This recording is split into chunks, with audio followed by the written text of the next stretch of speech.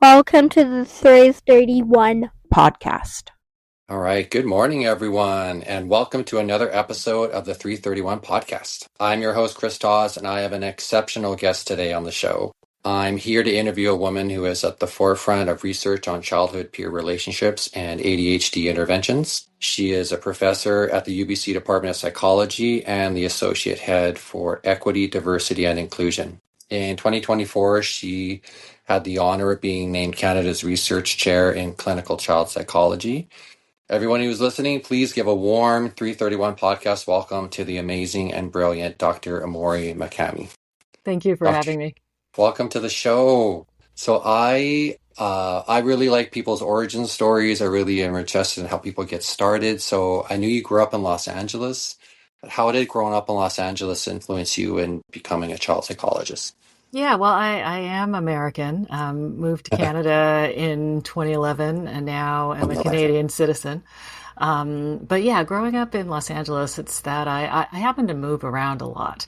And so went to like a different school every year, every 2 years. And so I think that really got me noticing just how different social groups were and how some peer groups were a lot more accepting than others. And it really just got me thinking about stigma and inclusiveness, and also what parents and teachers and also research can do to help.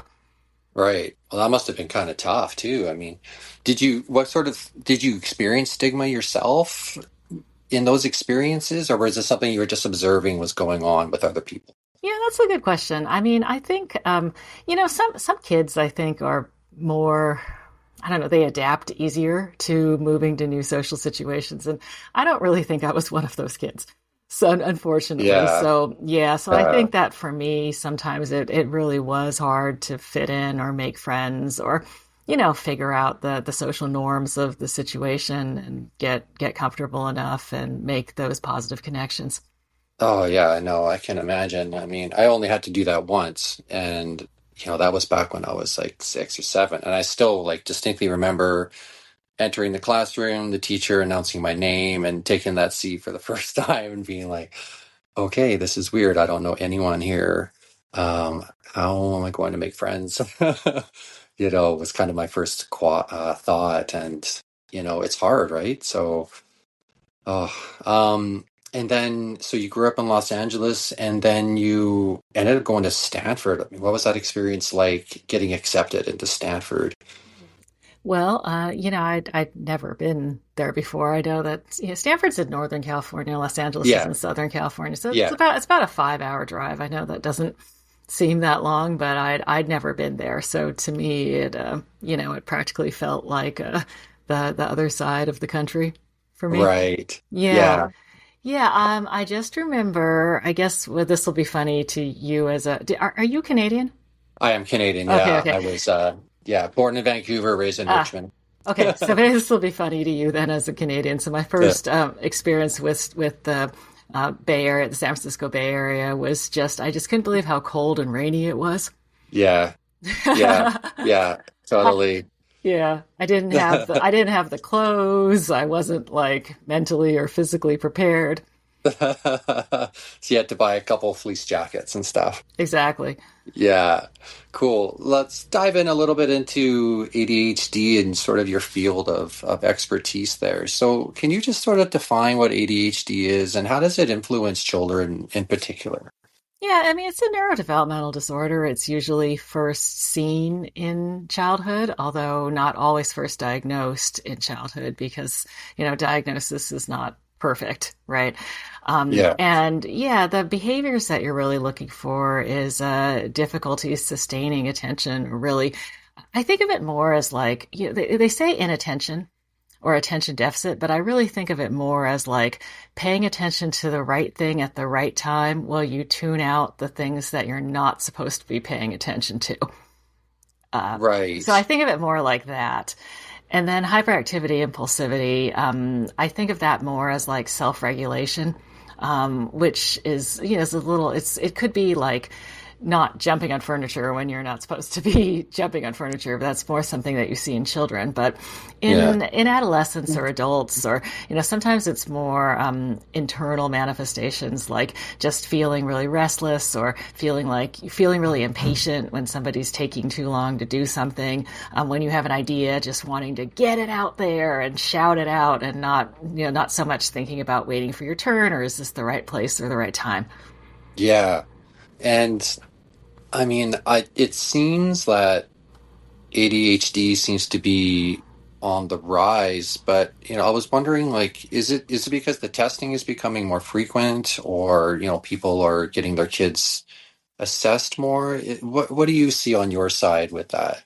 Yeah, I mean, there's no blood test for ADHD that, Right. you can't take a blood test and then it says you have it or you don't have it. So I think all we're really going on is behaviors and how much it's affecting your life. Like, is it getting in the way of you having a good life and doing the things that you want to do and need to do? So it really is all behavioral.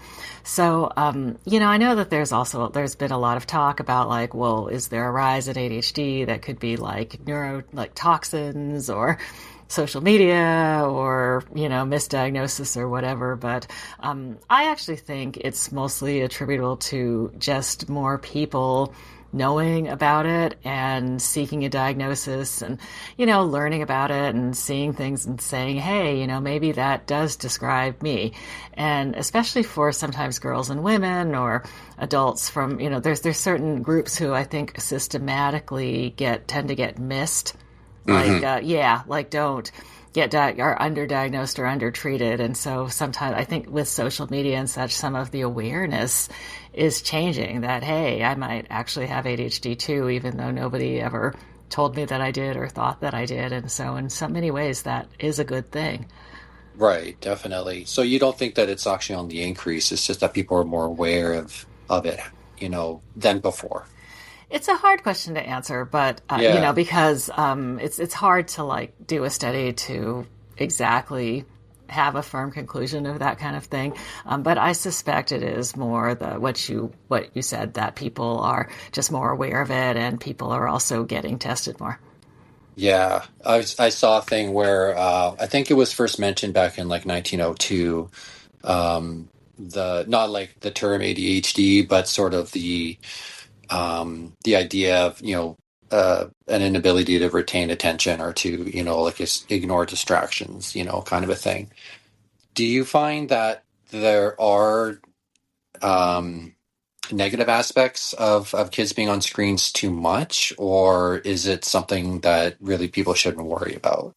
Well, yeah, I think that there are some negative aspects of screens, but I'm not sure that it's causing an ADHD explosion. If that's if that's what you're asking about, like, I don't think it's the evidence is so strong for that causing more ADHD. I think some of the other negative aspects, which we can go ahead and talk about if you want, but it has more to do with like self-presentation pressures. So meaning that, like, you just spend a lot of time comparing yourself to other people and thinking, like, how do I present an online image that looks really good, even if oftentimes that's Hmm. disingenuous. So you might feel pressure to fake that your life is better than it actually Yeah. is online for that image. And so, you just do that over and over and over again and compare yourself to other people for hours on end every day. Then yeah, that's going to do some bad things to you, but I'm not sure it's going to cause ADHD. Right. Yeah. No, that's true. What about things like, a lot of online play, or, like my son who's 7, who's got ADHD, he just loves Minecraft and Roblox. Like, trying to get him off of it is like super hard. Is there any correlation to that, or is it just, just too much screen time in general is just bad? I mean, it's bad for adults as well. So, Yeah, I mean, I'll be honest, there's some studies that one of the better ones looked at correlation. It's all correlations, right? Between screen time and ADHD symptoms, and found that, there is a small positive correlation, meaning that like on average, a little bit, the kids who are using more screens tend to have more ADHD symptoms. And it also, what's more a little more compelling is that it also seems to work that way over time. So meaning that like having more screen time in 1 year seems to predict having more ADHD symptoms the year after. Right. Now, we still don't Okay. totally know everything about that. Like maybe it's that people who have more ADHD symptoms are on screens more to begin with. And, you could probably think of some reasons why that might be. But the thing with that research is that even though it did find a link, like the link is very small in size. So I guess what I'm saying is that like it might be for a kid who use screens a ton, their ADHD symptoms will raise like a tiny, tiny, tiny, tiny bit. And so then you just have to ask yourself, well, in the real world, is that really meaningful? Is that really important? Because it's not taking somebody who doesn't have ADHD into a group where they would be diagnosed with ADHD. We're just talking about like slight increases, maybe in reported symptoms. So I think that's one of the things to remember about this research. Yeah. And my next question was about the field guide that you wrote. Sorry, I have it written down. I'm sorry. The Parents as Friendship Coaches for Children with ADHD. How did you come up with the idea? Mm. Well, that again has to do with studying social issues, so peer relationships, social problems, friendships in children and adolescents with ADHD. And, that is an area where a number of children, youth with ADHD do struggle. It's not everybody, but a number of kids with ADHD do struggle. And I think that there's a lot of reasons for that. I mean, sometimes I think it's that the behaviors that kids with ADHD tend to be doing socially and with peers, they're mismatched with what peers expect or what peers want. And so that, or they're like violating social norms, right? So then that's where the clash is. So some of the things that parents of school age kids say that they see a lot and they get concerned about is stuff like, being a poor sport, right? So like, yeah, being a sore loser, or then they win or they gloat, or like if they're losing, or they also like want to take control of situations or games. So they try to change the rules of the game so that everybody plays the way that they want to, particularly if it's in a way that they're winning. So a lot of parents say that they see stuff, they've seen behaviors like that. And so what this guide is really about, it's a treatment manual that we've tested, and it's a guide that's written for therapists to implement this treatment. And it's basically helping to support parents in being friendship coaches for their kids. So how can parents work with their kids around some of those social behaviors? But then another part is like, how can parents also help to find understanding friends? Find understanding friends and understanding parents of friends, because there's a lot of stigma and misunderstanding out there about ADHD, and and so I don't think it's just an issue of, oh, the child with ADHD needs to change their bad behavior. It's really, I think of it as like a mismatch between the child's behavior and then what the peers expect or want. Yeah. Yeah. Yeah, for sure. And I like that because, instead of them having to adapt to, people that don't have ADHD, it's more like, how do people that don't have ADHD adapt to people that do, Mm-hmm. so that they feel more included in, um, just society, I guess. I've noticed this with younger kids that have like, um, they'll sometimes, speak out of turn, or they'll even like do like, they'll bark or like, do some sort of like twitches and that kind of a thing. How do you explain that that isn't necessarily, appropriate behavior, but it's also something that they just are, going to work themselves out of eventually. But, it's kind of a tricky thing for a parent, I think, to navigate. Like, how do you explain that to a parent of what things they'll just kind of move on from and what things need to be addressed when it comes to that? Yeah, it's totally a tricky thing. I mean, I think one thing I would encourage parents to do is, and this is actually applies for if you could be a parent of a kid who doesn't have ADHD, and could be very useful for you to do as well. But, thinking about your kid, what are your goals for them in life? Like, what do you really think is the most important thing that you want for them? And then after that, think about like the behaviors or, what they're doing or what they're not doing, and then try to sort it into buckets, right? Be like this is the most important for them to change, because it really will interfere with like what I want for them most in life. And then there's going to be other things where you're like, yeah, it'd be good for this to change, but it's probably slightly lower priority. And then there's finally some other things where you're probably like, Yeah. Like in a really good world, the bottom of my cabinets would also be clean. No, Right. very true. Yeah. And you just have to figure out what to let go, whether Yeah. your kid has ADHD or not. I think what is sometimes harder when you've got a kid with ADHD is that it might feel like there's just so many things that you want to put in that top bucket. But we're all human, and I think you also just have to think about like what is going to be manageable for your kid, like I always say to parents, like, have you ever had a situation where you had like a boss or a teacher or an authority figure where it's just like it felt just like everything you did was wrong, and no matter like all they had was a list of all the things that you were doing wrong and you needed to fix and you weren't living up to, and that just seemed like constant.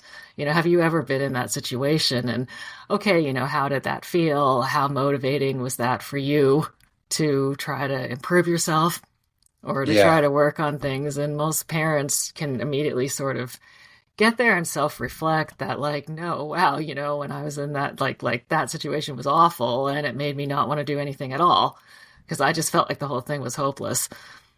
Oh, yeah, I know, definitely. And then sometimes, it doesn't get better and you just need to, go do a different job too, right? Like, depending on what's kind of going on. But, Yeah. um, And I think there's a parallel there, right? Like with yeah. with kids too. It's like, where's the point where you have to sort of help your kid, support your kid to live in the society that we're in, to get through things, because that ultimately will help them more in the future. If they can get through certain things that are difficult or aversive or take a lot of Hmm. attention or, they're impatient about. But then where's the place where you're just kind of like, my kid is my kid, just like every individual is every individual. And like, you're right, as adults, I mean, sometimes we just realize, yeah, we need to change jobs, or there's a reason that's not the job for me, or there's a reason that's not the major for me, or there's the reason that's not the romantic partner for me, right? You're right, Yeah, exactly. yeah, right. And this is life. So I think as a parent, it's a tough self-reflection, and then helping your kid to reflect on those things and make those decisions too for themselves.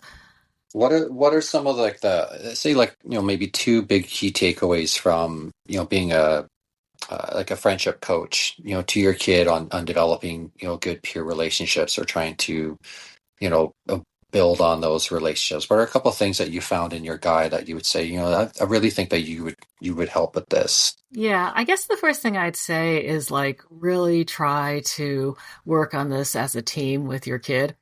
This sometimes is very difficult depending on your child or depending on your history. But a lot of times, like when parents reach this point in, coming to the intervention program, they've been fighting with their kids a lot about this for years.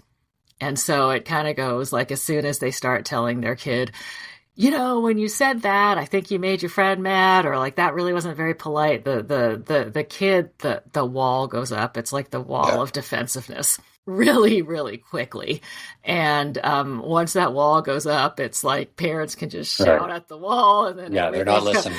like even if the parent was like, don't run in the street and get run over by the car, like it's gonna, like, that kid's not gonna listen to that, like, that's just like bouncing off the wall at that point. So the point is, it doesn't matter at that point how good of advice the parent actually has, or how useful actually the parent what the parent has something to say is actually useful. It doesn't matter because the child is no longer listening. So I would say that this is going to be really hard because it's especially if you've been fighting with your child and or there's been tension, and imagine if somebody said to you, hey, your social skills are really not that good. Like, so if somebody said that to you as an adult, like, what does that feel like? Like, even if that's true, Right. immediately, the first thing you do is like, whoa, it's probably really hard to not be defensive there. So Yeah. in thinking about that, I would say, start by really trying to build up the positives in your relationship with your kid, pick fun things to do together that both of you really like, where, you try not to correct their behavior. So try to be in a situation where you don't need to correct their behavior, which is not going to happen all the time, right? Because life. But try to do stuff like that. Like, for sometimes it's like reading a book together or going to the park together or, something like that, or cuddle time or snuggle time, depending on the age of your kid, or, even like playing Minecraft together. If you just sit there and take an interest in it and learn about it. So I would say try to build that up first, and that before you try to correct anything. And Definitely. and then when you're getting to the correcting, I would probably start by asking your kid, about their social relationships and like what they like about what they don't like.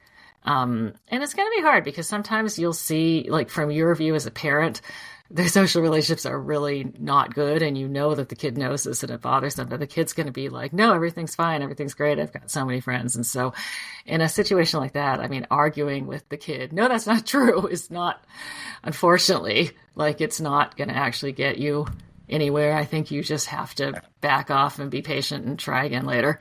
Yeah. I know one of the frustrating things I get is, trying to ask a question about an incident and, the sort of defensive answer is like, I don't remember, Yeah. I don't know. Right. And Hmm. you sort of pry and you try different angles. You're like, okay, so this isn't going anywhere, and then you just kind of let it be.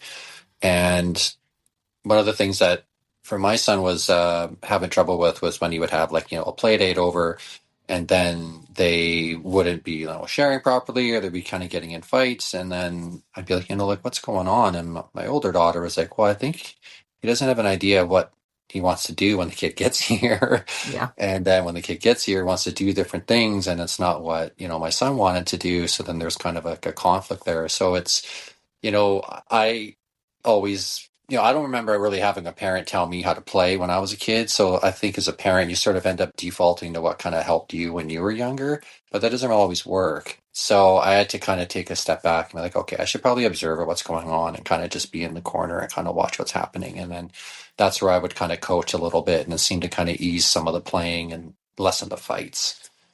It's like you've already been through this treatment program. Honestly, because that this is something, a very like astute observation by your daughter. But this is, one of the things we talk about in terms of preventing boredom and conflict. It's have a plan with your kid and the friend in advance about what it is they want to do, and then make sure this is a feasible plan.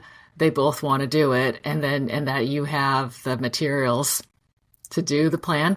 And then Yeah. have like some backup stuff on hand, like snacks or Yeah. whatever, because, Yeah. They could just be hungry. yeah, exactly. And also monitor and make the first play date short.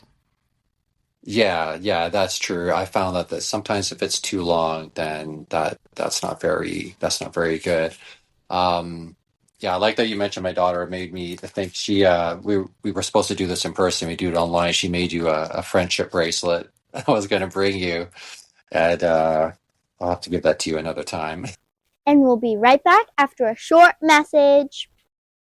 Do you want to discover great new music from your favorite artists? Then check out SoundCloud.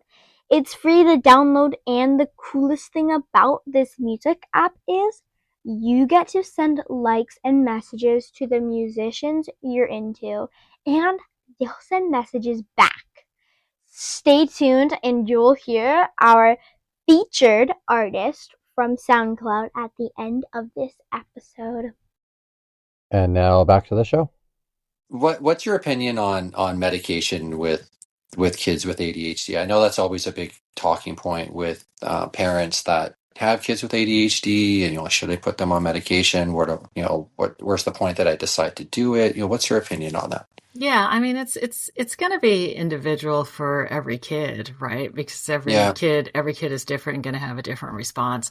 What we do know from the research is that on average, medication helps the average kid somewhat. But there's a lot of caveats there. One is that your kid might not be the average kid, Hmm. and what really matters is, does it help your kid? It doesn't matter if it helps the average kid if it doesn't help yours. And then the other caveat there is the whole helps the average kid somewhat. So it doesn't like take away all the problems. It's not like a Yeah. magic wand. Well, some parents will describe it more like that. Like I do think Mhm. some parents really do have the experience where they're like, oh my God, it's like this night and day thing. It was this total game changer.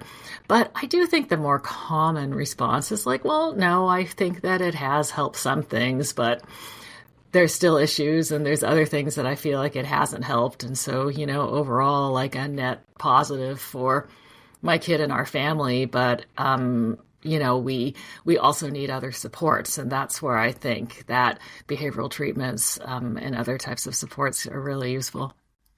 Yeah. Is there like some therapeutic measures or some non-medication measures that you would recommend first before trying medication, or would you try the medication first? What's your sorts of recommendations with that? Yeah, I mean, ultimately, it should be a conversation between you and your doctor, your Hmm. physician. Sure. Yeah, but and speaking more in general, I'd say the recommendations. It probably depends somewhat on the age of your child and also how severe the problems seem to be at the moment. Yeah. So the younger a child is, and then when children are under 6, actually, the typical recommendation actually is to first try behavioral treatment, in fact. So the younger the kid is, Hmm. then, sometimes like the recommendation might be more likely, well, try the behavioral strategies first, because it could also be that your child is just kind of immature. Right. Especially like Right. when they're so young, or having some difficulty adjusting to school or a new situation. And behavioral strategies will usually help all children, not just children with ADHD. So, like, give that a go. Yeah. But the older kids are, the more it starts to look like, okay, this is a persistent problem, or the more it's like, yeah, we've tried everything else and we've sort of exhausted our resources in that way, or it looks like the symptoms are just very severe. So meaning like especially like the hyperactivity, impulsivity are just really severe. Like that's the type of stuff that I think meds can sometimes bring down or just take the edge off. And so sometimes that actually helps a family be able to benefit more from other types of treatment or behavioral strategies, because it's like just taking the edge off the like an extreme level of symptoms. Yeah. I would say that if it's really impeding their learning at school, and they're not really able to retain and absorb the information, I think that that's probably where I would probably look at it. um, your researcher Sydney invited my daughter to try out the video game you and your research teams developed. What can you tell me about the development of the game, and how does it work? Yeah, so we have this video game that it's meant to actually help people who don't have ADHD to step inside the shoes more of somebody, or especially of a teenager who does. I think it's really hard for people to, well, it's hard for anybody to understand anybody else's experience, right? Mhm. Mhm. But yes, I think sometimes it can be quite hard for people who don't have ADHD themselves to understand what it's like to have ADHD. I mean, you could hear about it, you could read about it, and that stuff's all helpful. But sometimes it's like there's a kind of a step missing where you've just totally stepped into somebody's shoes and are sort of living it. And so this game was developed by actually it's a bunch of researchers at KU Leuven, this university in Belgium, who I work with, and they did this actually with a team of adolescents with ADHD, and they went Okay. through and yeah, they developed this video game. It's an immersive video game that's meant to give the player an idea about what it's like to have ADHD, but done in a way that's fun. The game is also meant to be fun, and so the adolescents with ADHD in Belgium had a lot of input into, what they wanted in the game, what they didn't want in the game, what they thought would make it fun and realistic and also helpful. And so now we are testing the game both in Belgium and here. So what we're looking for here in the study, you're probably aware, is teenagers who have a diagnosis of ADHD. And who are interested in playing the game, and they could play it with a parent or they could play it with a close friend. And so, or both, a parent and a friend, but it's just like important people in their life who maybe, the teenager wants those people to help understand their experience better. And then those other people, the parent or the friend, are also interested in doing that and hopefully building the relationships. So in the study, you all play the game together and then do some discussions about like what playing the game was like, and where the teenager also gets a chance to talk about their ADHD and how the game might have been like or not been like, not well represented what their experience of ADHD is, and gives the parent and a friend a chance to understand that better and to ask some more questions. And what sort of things in the game kind of help the player better understand what it's like to have ADHD? Yeah, well, there's a number of things. I mean, so one thing that I think shows up a lot for the inattention is that so the whole premise of the game is you manage an inn. Like the game's called an inn, and then the king comes by and demands a banquet at the inn that evening. And so there's all the stuff that you have to do to get ready to, prepare for the banquet. And so, you're tasked with doing all the stuff, but there's a timer. So you only have a certain amount of time before it's the evening, and then the king shows up. So one thing that shows up a lot is that there's these points in the game where, you're just kind of walking by and then you just sort of get distracted by something. Oh, okay. And then you sort of like drift off and you're just like checking out the birds or the water or the other like that. And like time's passing, but as the player, there's really nothing that you can do about it. And then sometimes other characters in the game will say like, hey, snap out of it, or like, what's going on? Or like, you spacing out again or whatever. And so that's also meant to illustrate sometimes the negative reactions that people with ADHD get when they're experiencing symptoms and other people don't understand. Yeah, right. Because you hear that sort of just people sort of like looking out the window and sort of spacing out and getting, back on track, and then spacing out again and getting back on track. Does the king end up killing the person at the end if the timer runs out? Well, I guess you haven't played the game yet, so you gotta see what happens. So being a Canada Research Chair, you have a unique perspective being an American and then now being Canadian. I think you're dual citizen. What makes Canada such a good place to do research in, or does it? Oh no, I'm really happy here. I mean, I'm glad I got citizenship, and this is I don't have any plans to leave Canada. And I think there's a couple things that have made it a good research environment. I mean, it's probably reflecting in some ways like a Canada-US difference. So this is beyond even like the current political administration in either country.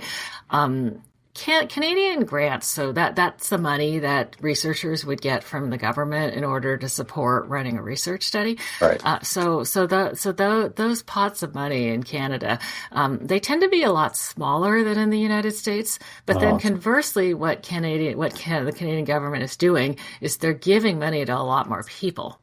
I mean, proportionally, like Canada's a smaller country, but I just mean that like a lot more of the researchers in Canada are able to get funding, and same with the students too. So graduate students who are doing research for their thesis or their dissertation, similarly, they're better able to get funding in Canada, whereas in the United States, it is more like, okay, they give a lot of money, but only to a few people. And so in Okay, Canada, it is closer, the distribution's flatter, right? Like they try to give more, like less money, but to more people. I And that, see. that's something that I feel like really resonates with me in terms of also my values of equity, diversity, and inclusion. And Right. yeah, and I think that's been helpful and, not just like funding my own research, but in creating a culture of researchers around you that is more people doing stuff and good work and a less competitive dynamic. Hmm. And the equity, diversity, inclusion, um, I mean, those words generally are very good. And I think like watching the news, you see that, these become words that, our neighbors down south don't really like all of a sudden, at least with the administration. Have you talked to any of your colleagues down south about their, funding being cut, or how are things been going down there with, their research and what they have, put their money into? Yeah, I mean, I think it's been very difficult for Yeah. research in the United States for, just so many reasons. I mean, I think on average, funding has been cut a lot, period. And there's also a lot of uncertainty too. But then also beyond that, like specific projects being targeted for having words or in their abstract or topics or even seeming, even if they're actually not, related to equity, diversity, and inclusion. Those also in particular being Yeah. being cut. So yeah, I think it's been a difficult time. But of course, in Canada, people have diverse opinions too, and not everybody is in favor either. Right. No, for sure. Yeah, it's definitely, interesting times. I was just seeing it on the news and stuff. I thought you would have a unique perspective on, being both sides of the Hmm. border, kind of thing. Um, Tell me something your students would be surprised to learn about you. Well, I think most of them know this about me already, but like I teach step aerobics. Oh, you Uh, teach step Yeah, aerobics. yeah, Oh, that's yeah. Like, cool. well, so I used to teach cardio dance for this is like a hobby. It's not a Okay. paid thing, gig or anything. I used to teach cardio dance fitness. So think like at the gym, Right. think more like Zumba at the gym as opposed Yeah, to and like spandex, right? yeah, as opposed to like a classically trained dancer, you know what I mean? So I did that for a while, and then now I also teach step aerobics, but it's in a very dancey way. So I basically we've got this class going, and I used to teach it at the gym, but then we moved it outside during COVID. And we've just stayed outside. So we're not gym affiliated. We're just a group of friends at this point who like working out together. But everybody is welcome. Anybody can come. We meet in downtown Vancouver outside. It's free, and it's we do this thing where like I pick a song, like I pick a pop song, and then we work on a aerobics routine to it for 3 weeks, and then on week 3 we all wear costumes and we video the routine, and so like my costume trunk is like totally out of control. Okay, I was wondering about that because I saw pictures of you with like a shark costume on, and I was like, "Oh, she really likes Halloween." But now it sounds like I you think plan to wear I think I just like costumes. it. Um, is that how you wind down then? Generally, it's like with the aerobics, with kind of like letting more of like the sort of sillier side kind of out and just kind of helping you Yeah. relax a little bit. Yeah, I mean, I Yeah, think, like you've probably already alluded to, I think life is short. yeah, You got to be happy. And so, um, we all in our life, we've got the stuff we're better at, we've got our challenges, we've got the stuff we like more, we've got the stuff that's a slog to get through. And, that like whether it's because you have ADHD or not, or something else, or, whatever it is, like we all have our own pattern of strengths and weaknesses. And I think that at the end of the day, you just have to ask yourself, well, what's, what makes me happy? What is helping me to live my best life and support the best life of the people around me who I love and I care about? Yeah, like how to cope, right? Everyone's stressed out. Everyone needs something to do that sort of helps them relax and smile. So, Right? so, so for you, is it podcasting?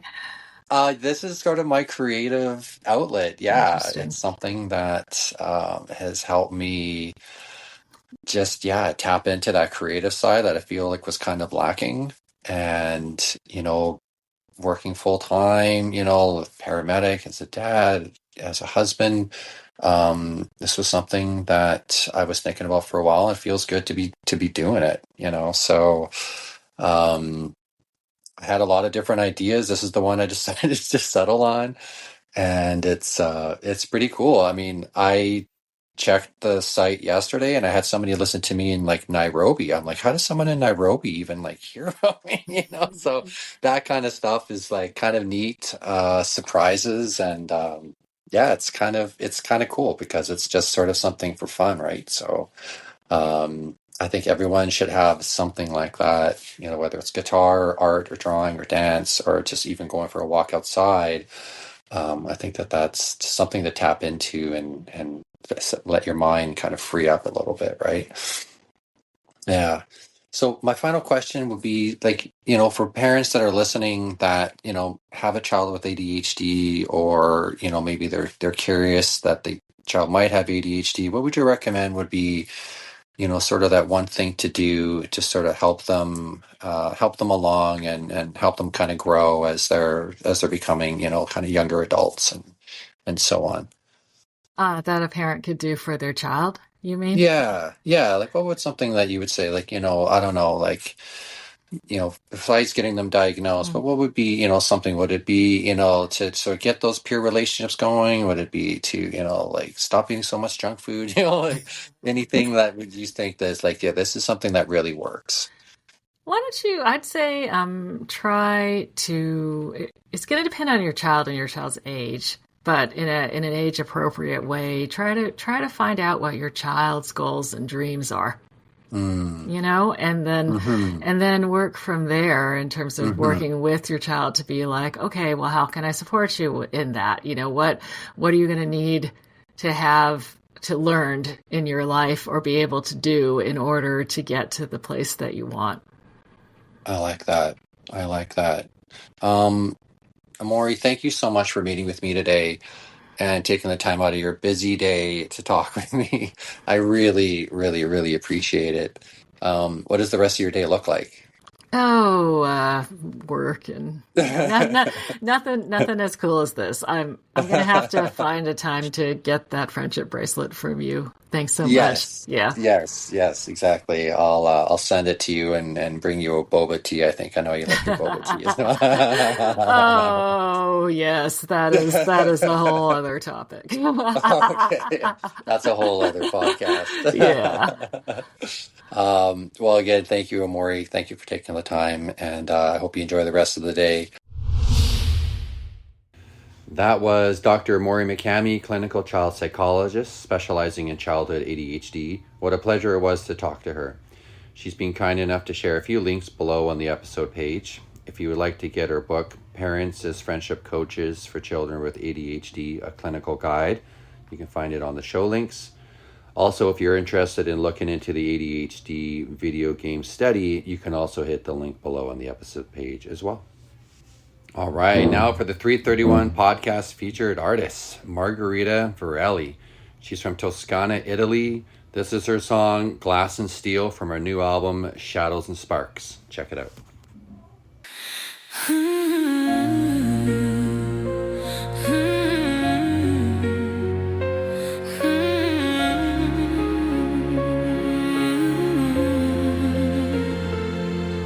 She grew up under shadows never seen,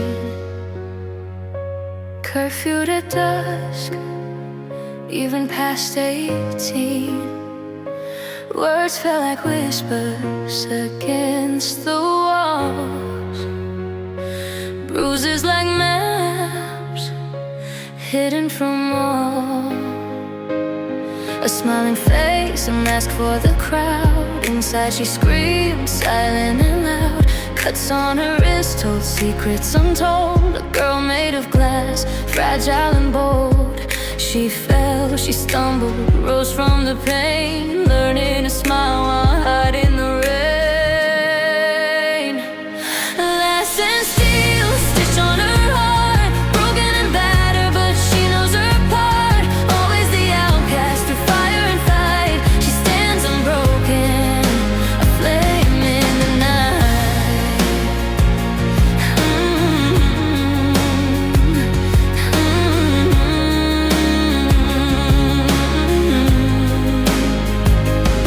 She wore a helmet to block out the fear, found comfort in smoke and nights unclear. Sex, smoke and alcohol to numb the ache. Each touch a moment she wished was fake. Few friends she kept, the world was a wall. Every rule a limit, afraid to fall. An endless insecurity, a life confined. Facing the outset felt like losing her mind. She drowned in the silence, a sea of despair. Feeling unworthy, lost in thin air. A shadow of hope she could barely see. She whispered at night, would the world miss me? Every night a battle, every day a test. A heart on the edge, no time to rest. But deep in her soul, a flicker remained. A will to survive that couldn't be changed. She fell, she stumbled, rose from the pain, learning to smile while hiding the rain. Glass and steel stitched on her heart, broken and battered, but she knows her part. Always the outcast through fire and fight. She stands unbroken in the night. She forged her armor for nights alone. Every scar a story, every wound a stone. No longer a shadow of fear or shame. She took the reins and called her name. Through shattered glass she learned to see the strength inside, the will to be free. The world outside, no longer a cage. A heart, a warrior, a soul, a sage.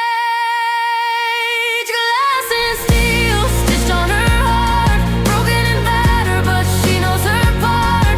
Always the outcast through fire and fight. She stands unbroken in the night. A night took her hand, igniting new light. Yet her heart rides alone, fierce and bright. A warrior shaped by her own destiny, riding through life wild and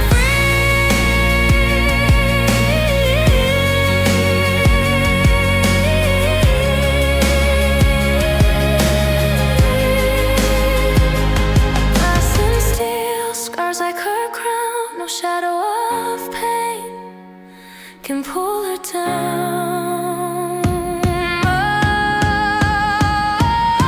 Always the outcast, the fire and fight. She stands unbroken, a flame in the night.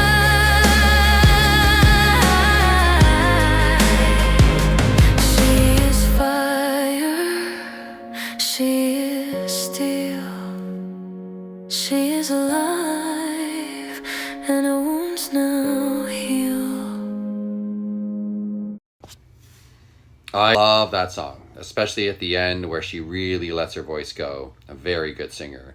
That was Margherita Verrelli from Toscana, Italy, with her song Glass and Steel from her latest album, Shadows and Sparks. You can find out more about her by clicking on the links below. She's on Spotify, Amazon Music, Deezer, plus on Facebook and Instagram, all the social sites. All right. Thank you, everyone, for listening again. I'd love for you to follow me on your favorite podcast streaming service. New episodes come out every 3 weeks. Till then, everyone, take care and be well.